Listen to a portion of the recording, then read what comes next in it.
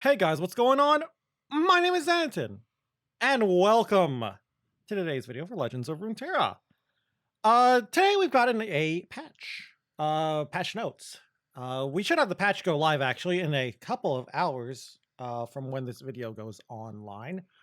Patch 4.2.0, this is the first variety patch on the new system, the new card release system.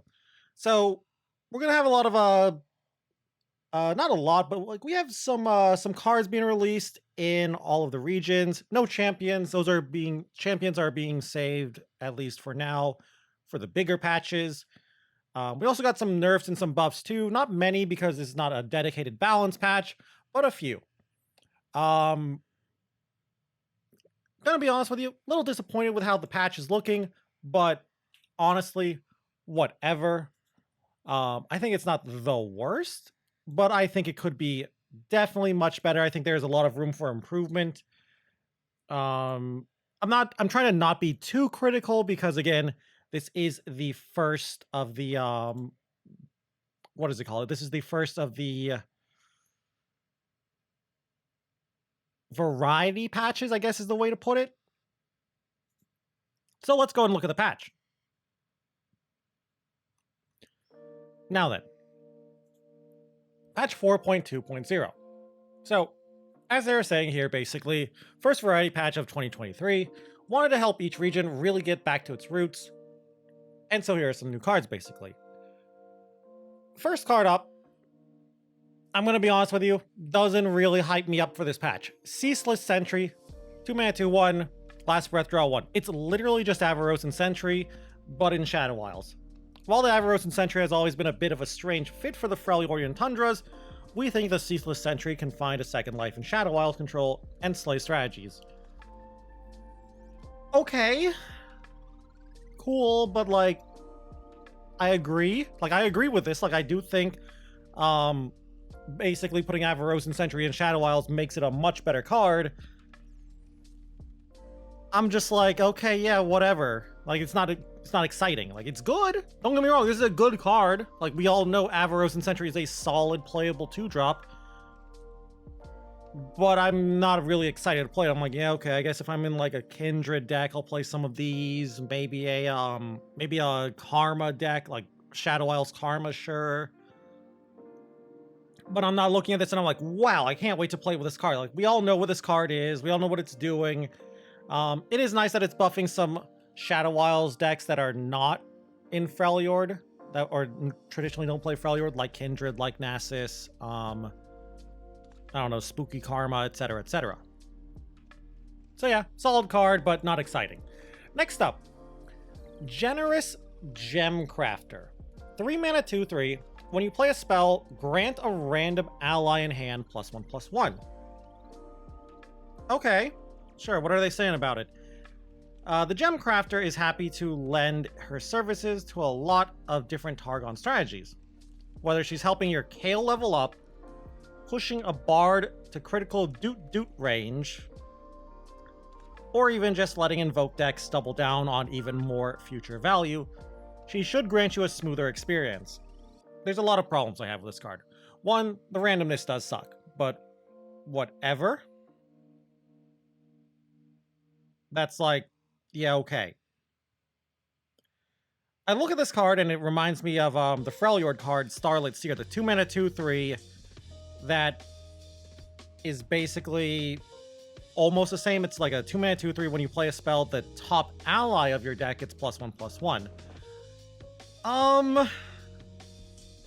So for 1 extra mana, this affects your hand instead of the top of your deck.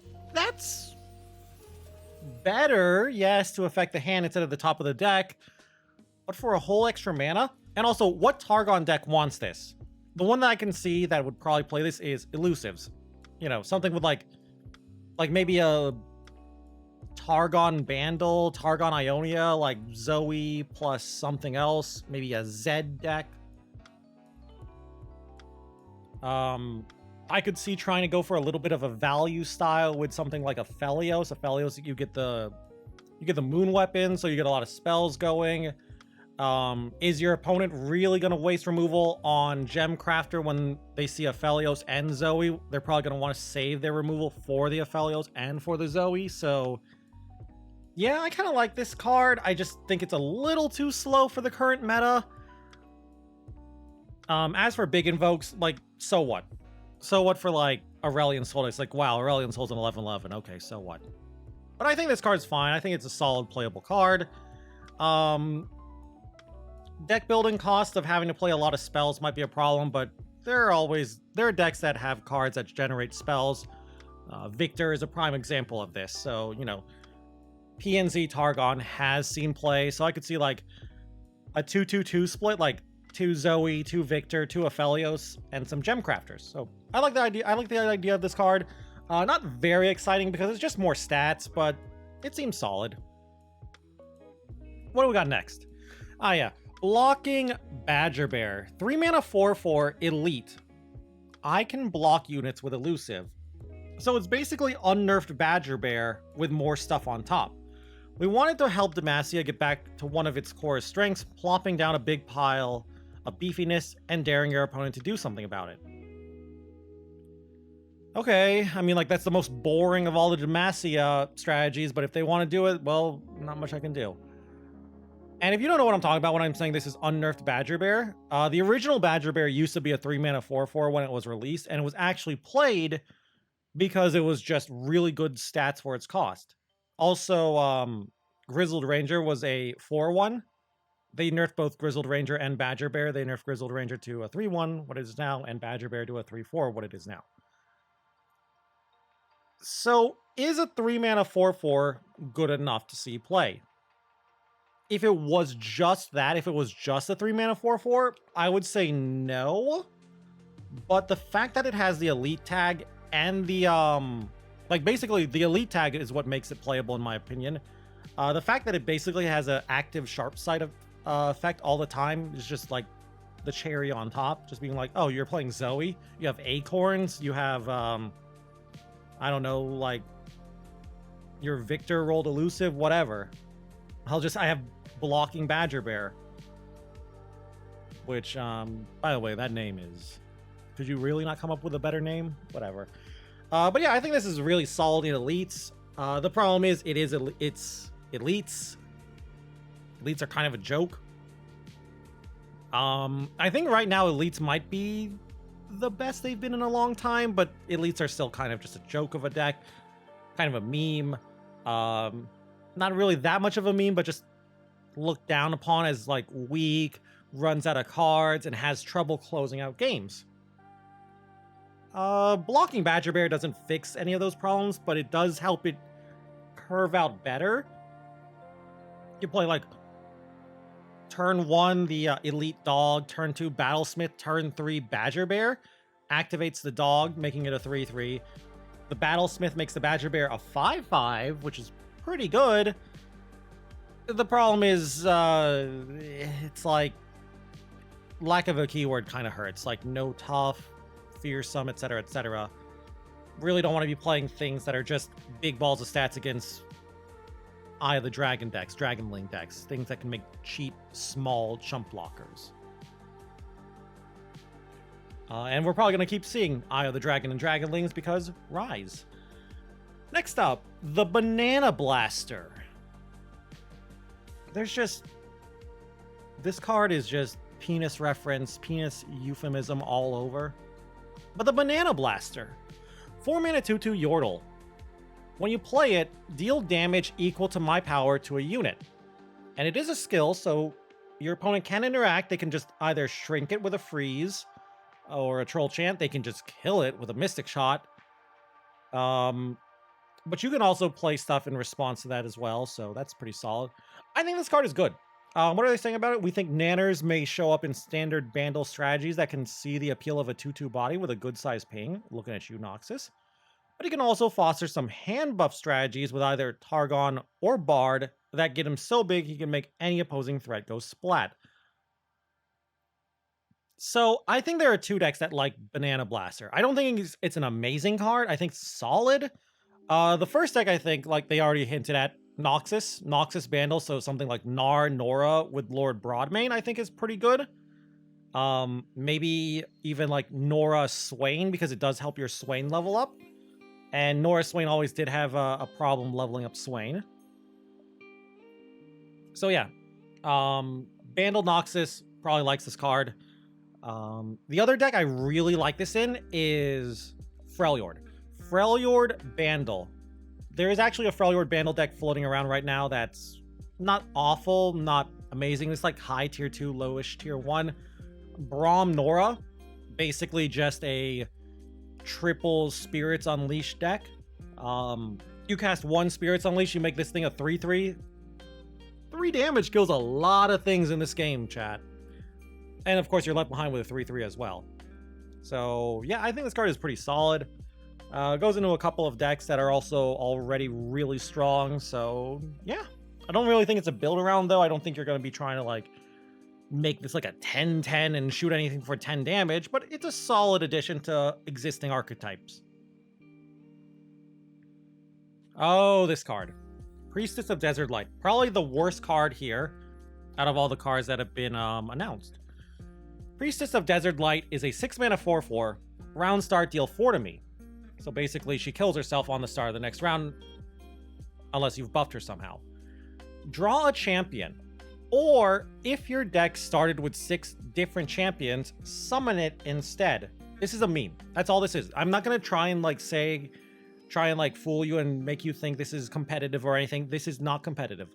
Maybe in like unlimited champion gauntlet where you can have no limit on how many champions it can play, you can play this, but even then it's not that great. This card has so many problems here. What are they saying really quick? Shurima loves their champions, and the Priestess is no exception. Although you will face a large deck building cost to prove your devotion, the payoff of a free Aurelion Soul might just be worth it. See, now here's the problem. Yeah, you could hit Aurelion Soul. That would mean you're Shurima Targon. I've looked at the champions recently when I saw this card, and I was like, there are not that many expensive champions that cost 7 or more mana. Most champions cost 6 or less mana. I think there are 10, maybe not even 10, maybe only like 9 champions that cost 7 or more mana. So, yeah, I'm not too excited about this. And it's like, what other good champion would you like to hit that's not Aurelion Soul? If you're in Shurima Targon. Malphite, maybe? Leona? Diana? Phelios? Zoe? I doubt you want to hit, like, Renekton. So yeah, I don't know. And yes, I know there's the whole, but it thins your deck by 1, of course. Here's the other problem. It has to live. Like, that's the other problem. You play this card, your opponent sees it, they get an entire turn with full mana. They get the rest of the turn, and then they get the entire next turn to react to this. And honestly, your opponent might even not just let you have it. Your opponent might just be like, I don't care what you hit, go ahead. So, I don't know. Honestly, even if it didn't kill itself, if it didn't deal 4 to itself, I honestly still think it would be a bad card. I think there's just too much RNG variance here. It's really slow, it's really fragile, and the deck building constraint is too big in my opinion. You're basically losing access to champ spells, which is not a good thing. So yeah, like if you could somehow activate it twice, maybe I'd be more inclined, but that's really hard because it deals 4 to itself, and she only has 4 health. So I don't know what. Again, another Spirit Unleashed deck, but then we're Freljord, Shurima. I'd rather honestly, as bad as this card is, I'd still rather play Howling Abyss.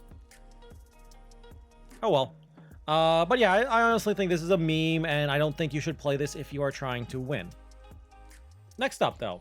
Oh well, going from meme to like one of the better cards they have created here. Formula. Formula is a 6-mana burst spell. Draw 2, refill your spell mana. So you can look at this as basically like, since you're getting 3 of that mana back, it's kind of like a 3-mana draw 2. Now here's the thing. You're in PNZ, And PNZ has solid draw spells.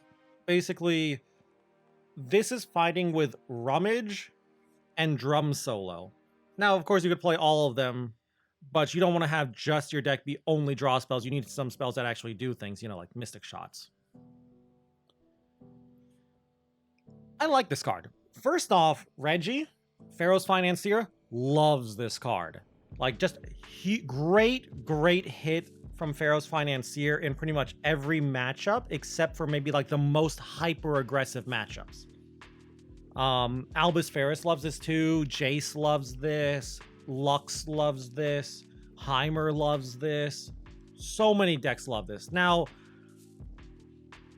sampling like Seraphine or Karma, basically decks that can activate Flow really easily, I would much rather play Drum Solo. But this kind of makes me want to play more Pharaoh's Financiers because this card is a solid card. I mean, there's not really much to talk about with this card, I think, because it's not really a complex card. You're always getting 3 mana back because of how, you know, spell mana gets spent first. So I think it's a very good card. I think this is one of the better cards, if not the best card to be released with this mini set. Good synergy with a lot of champs that exist. Rise likes it as well, which I'm just like, okay, yeah, whatever. Rise, new Rise card. Fuck Rise. But yeah, Jace likes it. Lux likes it. Jace Lux has been kind of off meta a bit, but Jace Heimers were doing really well. Both Jace and Heimer love this, and Albus Ferris got buffed recently, and then they give this to Albus Ferris decks as well. So great card for them. And next up, Winter's Touch. I think this card is great. Winter's Touch is a 4-mana burst spell. Get an empty mana gem. Enlightened, I cost 1, draw 1. Really strong Enlightened effect. Are we playing this over Catalyst?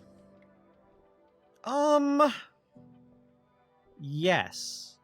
Catalyst heals 3, which I'm just like, okay. Whatever, right? Like, Catalyst is kind of, meh nowadays. In all honesty, Catalyst has kind of been replaced by, I honestly can't remember the name of the spell now. It's the newer spell. It's the new ramp spell that is basically just the 5-mana ramp, some of the 2/2 that has Enlighten and Overwhelm. I think it's +6, +4/+4. Okay, you know what? That's gonna bother me. I'm gonna look that up right now. But yeah, I honestly think this is a fine card. I think the existence of this card basically pushes Catalyst out of the game for now. Maybe Catalyst is getting rotated out. Maybe that's what they're doing. They're like rotating out Catalyst and they're adding this. Also, it's Wild Mysticism. That's the card's name I'm thinking of. I don't think you would play this over Wild Mysticism because the 2/2 is very, very good at just buying you some time.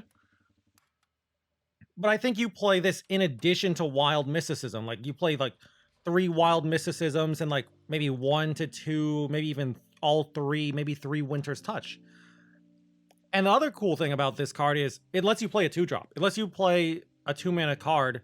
So you can play, you know, you can play an Avarosan Sentry or the new card, Ceaseless Sentry on 2, bank 1 spell mana from turn 1, play one of the sentries on 2, and still ramp on 3. Or you could play Vile Feast as well, of course. So I think this is a solid card.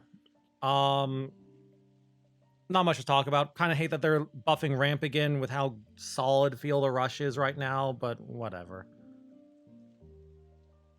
And next up, Skulking String Puller. 6 mana, 3/6. Attack, grow other attacking allies' power to mine this round. I think this card is trash. I'm sorry. I don't think this card has any... I shouldn't say it's trash. My problem with this card is I think there are better 6-drops for the kind of strategies that would want to play String Puller. And before you say it, yes, I know the deck you would want to put this in. Hollowed. You're thinking, what if I play this in Hollowed and I give it the Hollowed stacks and make the rest of my attackers really big? Yes, but you also have the dancers in your hollow deck, right? You are not removing dancers for string puller. I'm telling you right now, you should not. At least dancers is nuts. Like, dancers is so much better than string puller is. Maybe you play string puller alongside dancers, like 3 dancers, 1 string puller, but you're not cutting dancers for string puller. Outside of hollowed, I don't think another deck would want this. Like, I don't think Spider Aggro wants this. And that's pretty much it. So, yeah, it's a cute card.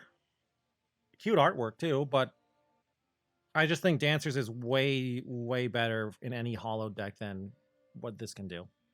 And outside of that, there isn't really any other deck that would play this because it's too slow for spiders. Next up, what do we have? Ooh, this card. This card has been causing some arguments. Serene Sky Singer. 7 mana, 3/6 lifesteal. First time we've seen a lifesteal card in quite a while, I think. When I'm summoned, reduce the cost of spells in your deck by half, rounded up. Now, first off, with the way that's worded, I've seen a lot of people getting confused as to how it should work with odd spells. The way I think it works is how Commander Ladros rounds. You know, Commander Ladros basically cuts the Nexus health in half, rounded up, right? So if your opponent has 9 Nexus health, it'll deal 5 damage. So if your opponent has a 5 mana spell, half of 5 is 2.5. So round that up to 3. So a 5 mana spell will cost a 3 mana spell. I've seen some people saying like a 5 mana spell will cost a 2 mana spell because they think the discount is getting rounded up, which I'm just like, I don't think so. Because that would mean 1 mana spells will now cost 0 mana when I just don't think that's how it would work with the way it's worded, but I don't know. We'll see very soon how it works. I really just don't think I think it will work the way I think it'll work. In that the cost reduction itself doesn't get rounded, but the cost of the spell gets rounded. As for the card itself, I think it's bad. Maybe as a one-of in some decks, but what deck wants this? I've seen people say, oh, Feel the Rush. Okay, Ionia, Freljord, Feel the Rush. Basically, Feel the Mina. Okay, but like, why?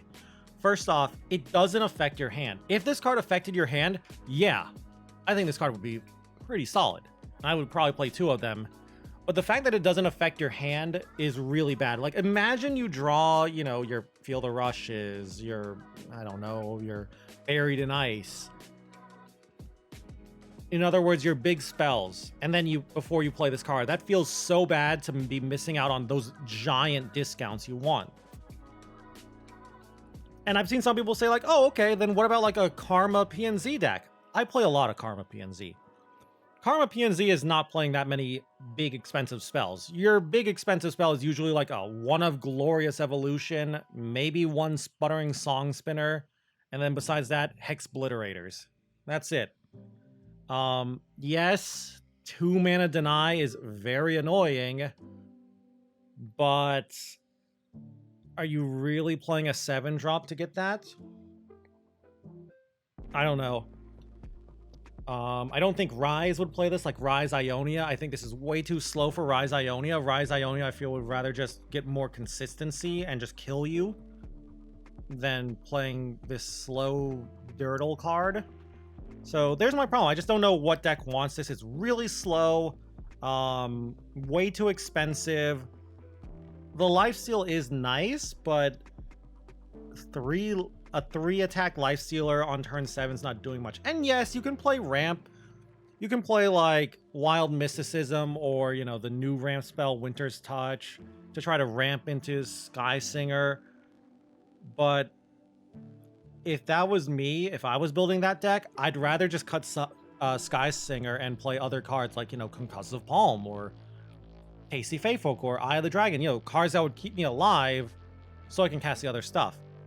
Maybe in a really, really, really slow meta we can play this card, but In the current meta, I don't like this card. I think it's way too slow and just doesn't do enough. Kind of wish this card was like a little bit cheaper with a lower stat line, because it is a really cool effect, but it's just so slow. Like, you play this on turn 7, and let's say you top deck Field of Rush. Cool, you have a 6-mana Field of Rush on turn 8. You were about to cast Field of Rush for 12 anyway. Anyway, next card up, our last card, Mischievous Mirai. Now, this card looks pretty cute. I think this card has... I don't think this card is good, but I think there's some potential here, and I think it has, like, it's got a lot of fun behind it. 5 mana, 3/4. When you play a spell, summon a powder keg. Okay, I like that. It's also not a skill, so it doesn't really, like, pass priority to your opponent or anything. So if you keep playing burst spells, you're gonna just keep creating more and more powder kegs, and then eventually you cast something really good like Caustic Rift. PNZ Bandle, or not Bandle, PNZ Bilgewater is not the worst deck you can play. You know, you play things like Seraphine, Victor, Bars, Glorious Evolutions. You could even add in, say, like Avatar of the Tides for a little bit of meme value. You get access to other good cards like Heavy Metal. I think that's a solid pile. And Mischievous Mirai is pretty okay. Solid stat line too. Not a great stat line, but kind of wish it had a little more health. Kind of wish it didn't have 4 health, but whatever. So yeah, I like the card. I really think this this card is solid thanks to cards like Caustic Rift. If it weren't for Caustic Rift, meh. I guess you could also say, like, with drain spells like Withering Wail too, it's pretty solid, or Vile Feast. So yeah, I think there's a lot of potential with this card because Powder is really strong. Also, when Powder Kegs first came out, Shadow Isles Bilgewater keg control was kind of a thing. Sort of fell off because a lot of nerfs came through and power creep, but I'd love to try keg control again. And that's it for the new cards. So, not that many new cards. How many are there? 10? Yeah, 10 new cards. Seems like there's a new card for each region. Some look like trash. Absolute memes like Priestess of Desert Light. Some I'm just like, okay, it's solid, but it's not exciting, like Ceaseless Sentry, which is literally just a card we have in the game right now. It's just Avarosan Sentry. Some are pretty cool. I don't know, like Mischievous Mirai is pretty cool. Some are also cool, but I think are really, really bad, like Sky Singer. So yeah, overall, I'm not a big fan because it feels like I didn't have high expectations because it's a small card release. And I always, like, you know, if you've played card games enough, you know there's always going to be like 1 or 2 bad cards. And since it's such a small card release set, just 1 or 2 bad cards or meme cards makes it feel bad, in my opinion, especially if it's in a region you like Ionia. And if you like Shurima, you're probably really sad because you got Priestess of Desert Light. PNZ's happy though. PNZ getting formula is great. But that's not it for today's video. We got a few more changes to talk about. We got some card adjustments and some buffs and nerf. First off, changing how Riven and Silverwing Vanguard work. Slight buff to Riven. Riven now levels up if you have just created Blade of the Exile. She no longer has to see you see the Blade of the Exile, so that means you can play Blade of the Exile on your unit and then play Riven, and she'll still level up. So that's a small buff, but not inconsequential. And then a nerf to Silverwing Vanguard, mostly just to get it more in line with how other things similar to it work. It is now a play ability instead of a summon ability. I guess you could argue it's a small Nora nerf, but no one really played this card, in all honesty. So yeah, it's just whatever. Now then, for the buffs though, what do we start with? We start with some Evelyn buffs. Well, Evelyn follower buffs. little bit of a rework to Steam. Steam is now 4 mana instead of 6 mana. Okay, big mana discount. His stat line has dropped from 5/5 to 3/3. Still has Scout though. Okay. Still summons a Husk when he's summoned. Used to do that. However, now, when you summon a 1-cost ally, grant the strongest enemy vulnerable. That's huge. That's insanely good. So first off, that means like all your Husks will activate that because I guess that's the intended synergy. But also, you know, that weird PNZ Bandle deck that's like the 1-drop tribal probably likes this. Monkeys maybe will play this. But yeah, I don't know. This is kind of scary for me. Basically, you're turning every single 1-drop into a hired gun. It is a permanent vulnerable debuff too, so that's really scary. He still has Scout. You can play like Sulter into Steam. Steam getting the buff as well from the previous Husk. You can play Domination into Steam as well. Scout plus whatever the random keyword is probably going to be strong, fearsome, elusive, challenger, etc., etc. So yeah, this is very scary. Next up, Domination is now a 2/2. I don't understand why they buffed this card, in all honesty. Yes, Evelyn has kind of been unplayed ever since the Hate Spike nerf to 2 mana. But I hate that they decided to nerf or to buff Domination of all the Evelyn cards. And that's because of a Zero Relia. A Zero Relia, in my opinion, is not that bad of a deck. Yeah, you don't see it much, but I hate that deck. I hate playing against that deck. And I hate any kind of buff towards that deck. And yes, they do play Domination because, you know, buffing the Sand Soldiers, buffing the Blades is really good. So yeah, really, really scary here. Maybe Riot is hoping that Azirarelia and to a lesser extent Evelyn can reign in Rise, but I'm not seeing it. Next up though, what have we got? We got Bandle Painter. A little bit of a rework here. First off, she's now multi-region. She's in Bandle and PNZ.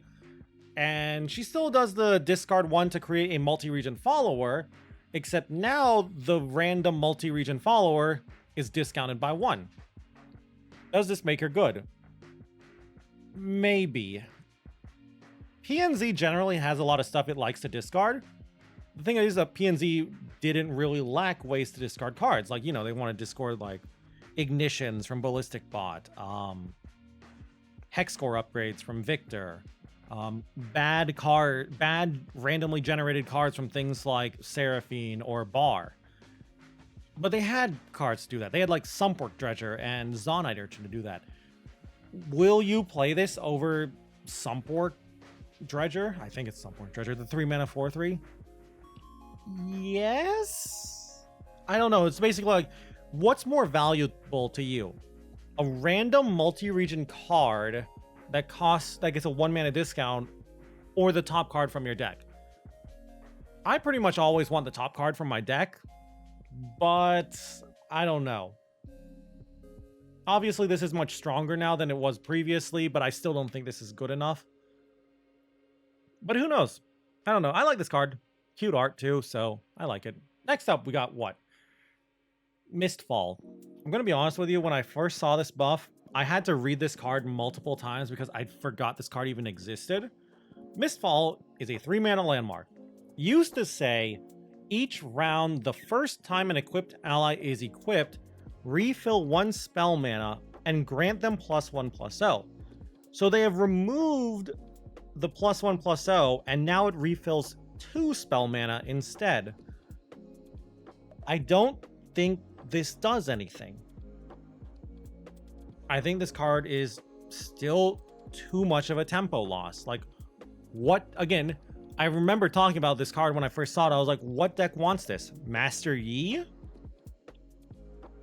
Like, maybe some, like, especially now without the stat buff, I was going to say, like, maybe elusives, but if I was an elusive, like an Ionia elusive player with Zed or something, I wouldn't want to play this. I'd rather just keep making more elusives and hitting my opponent really, really hard. Like, I'm not taking, like, a deck that's playing equipment, that can play equipment and take advantage of extra mana. There isn't really a deck in the game like that, right? I don't know. Maybe some kind of Master Yi deck can take advantage of this, but I can't see it. Like Master Yi Zoe. Like Master Yi Zoe has seen some play. Like that's the only deck I can think of that would want this card, and even then I'd rather just play protection spells like Twin or something. Next up, what do we got? Wraith of Echoes. Not much to talk about here, just a mana discount from 6 to 5 mana. The card is the 2/5 round end for each ally that died this round. Grant all allied copies of it everywhere, +1/+1. Card is so slow. I've tried to play this card in a couple of different decks. Every single deck, it just was way too slow. I've tried to play it in more aggressive decks with things like Shark Chariots. Playing this on 6 was just way too slow. Tried to play it in more control-y stuff with Dragonlings from Eye of the Dragon to make big Dragonlings. Also just way too slow. Maybe the 1 mana discount does something, but I'm not hopeful, basically. And I think this is our last buff. Yes, Vaults of Helia. I'll forgive you if you don't know what this card does, because it is kind of an old card. It's also kind of bad. It's now 4 mana. It's a landmark that says, round start, if you can, kill your most expensive ally to summon an ally from your deck that costs 1 more. There's a lot of problems with this card. 1, it is slow. It does nothing right away when you summon it. And it's the chain of like growing a bigger and bigger unit, making a bigger and bigger, more expensive unit is relatively easy to disrupt. Yes, you can be like, oh, I'll play like, I don't know, Hunted Boar or whatever, Hunting Boar or whatever, that, you know, the 3 mana 2/1 Boar. Like Boar into Vaults of Helia is cute. Maybe in like some Anivia Tryndamere list. Like when this card first came out, people did try this with Anivia Tryndamere. You know, 6 mana Anivia into 7 mana Rekindler into 8 mana Tryndamere. Tryndamere dies, but you know how Tryndamere works. And then the 9 cost is Commander Ladros. And people stopped playing that because that card or that deck was way too slow and relatively easy to disrupt. I'm not saying I think this isn't going to do much, but I also don't think it's going to do much. I think it's just still too slow and too easy to disrupt. And here's the other thing. If a Vaults of Helia deck ever becomes popular, everyone just starts packing Landmark Hate again. You play Vaults of Helia, your opponent plays Aftershock, Scorched Earth, etc., etc. You lose a lot of tempo. And our card nerfs, the things that some people are very excited about. First off, we got Reveler's Feast. From burst speed to focus speed. I love this change. So many times I've played against Noxus aggro decks, and we would be in combat, I would do my blocks, and they would play Reveler's Feast and basically just kill me. So I am a fan they can't do that anymore. Reveler's Feast decks. A Reveler's Feast deck was arguably the best deck in the current format, or is the best deck in the current format. Leona Kael. I believe it has a 59% win rate or something. This nerf hurts it a lot. So that is nice.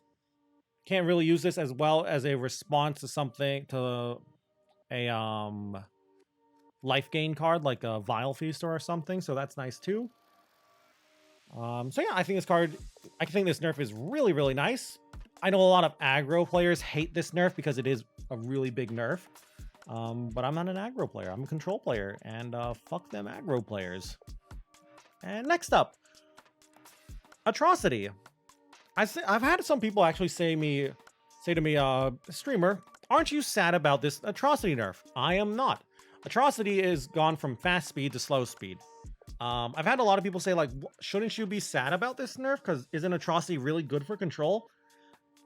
Yes and no. Like, it's okay for some control decks, you know, like Feel the Rush, basically. It's usually plays like a one of, but honestly, so what?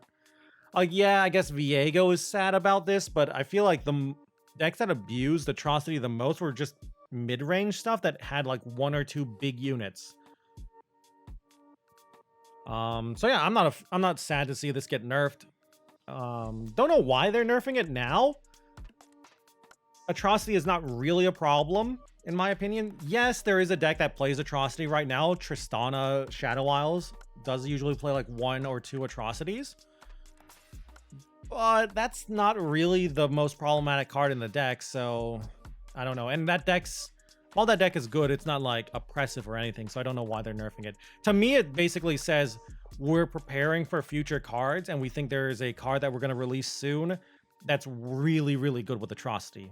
I don't know, maybe Mordekaiser or something is coming up soon, and Mordekaiser would have worked insanely well with Fast Speed Atrocity. Next up, though, what's the next nerf we got? Oh, yeah, Wandering Shepherd. Not much of a nerf here, or not much to talk about here. Guy is going from 2-2 to 2-1. Feels solid. A lot of the Weapon Masters, the Weapon Master cards, just, they all, not all of them, but a lot of them just felt a little overtuned. Mostly because of the equipment itself, but it is nice to see them bring this guy to 1 health. I believe they don't like how good it is with elusives, because they are talking about elusives here. This doesn't really change much, in my opinion, for the elusive deck that plays this. But hey, I'll take it. I'll take a nerf, whatever. And next up, what do we have? Ravoon. The last nerf. Ravoon is now a 5/5. Again, he started as a 5/5. Daybreak was trash, got buffed to a 5/6. They reworked Leona, and now he's a 5/5 again. Cool. Okay. Between Reveler's Feast nerf and Ravoon nerf, I think Leona Kale is still a good deck. I just think it's probably more in line with other solid decks. Like, I think Leona Kale's win rate's probably going to drop down to like 52% from 59. Like, that the Reveler's Feast nerf is a huge nerf in my opinion. One thing I will say here though is one deck is missing from these nerfs, and that is Rise. I've had a lot of people say like, oh, well, I look at the stats and Rise Ionia only has a 48% win rate. You are not wrong. Here's your problem if you're looking purely at stats. The 48% win rate Rise Ionia list is when you're looking at all the ranks, basically. If you only look at high ranks and tournaments as well, Rise's performance gets a lot better. And if you look at the matchup tables as well, you start to see like why Rise has a 48% win rate. A lot of very lopsided matchups that are like 80-20 in favor of like Rise or its opponent. Also, a lot of decks in the format too are trying to prey on Rise. Also, Rise is a pretty complicated, hard to play deck. I have played against a lot of Rise players on a deck where I'm like, okay, I should lose to any competent Rise player, and I win because my opponent was a bad Rise player, and they would just be like sacking Rises for no reason. So yeah, and here's the problem. Kale, Leona, and Tristana, like Shadow Isles Tristana, and I guess Tristana Noxus Go Wide Aggro, were both decks, all 3 of those decks were decks that were farming and trying to bully Rise. And they were doing it really well. Like, they had high win rates against Rise. All 3 of those decks got nerfed somehow. Tristana got Atrocity nerfed, or got the Atrocity nerf and Wandering Shepherd nerf. Sometimes they play Wandering Shepherd. Leona Kale got 2 nerfs in the form of Ravoon and Reveler's Feast. Noxus Tristana also sometimes plays Reveler's Feast as well, so that's probably a small nerf for them as well. They don't usually play 3, they usually play like 1 or 2. But yeah, nerfing 3 decks that are really good against Rise, and then not buffing Rise, but also putting new cards in the game that are really good for Rise. Basically, I'm talking about formula here. little scared. I'm a little scared of this upcoming meta. I'm really hoping these new cards bully Rise. I really hope something is strong against Rise and we don't have a Rise meta, but I really think it's going to be a Rise meta. And I believe that is it, though. There's some stuff here about competitive stuff and path stuff. Of course, you can always look it up. I always make sure to link the patch notes below in the description, but really quick. They're now starting the daily rumbles on March 10th at an earlier time, 10 a.m. server time until 2. So a lot more time to play those daily rumbles, which is one of the biggest complaints, is that a lot of people just didn't have the time to play them. So that's nice. Next Runeterra Open will be on March 18th. That's cool and stuff. I'm not really a competitive player, so I don't really care about this stuff. So yeah. Cool. Daily Rumble schedule's been updated. Champion Unlimited and 30 HP Nexus formats will be coming up. Free build seems to be getting taken out because it just isn't working properly. I believe there's something here that I also wanted to talk about really quick.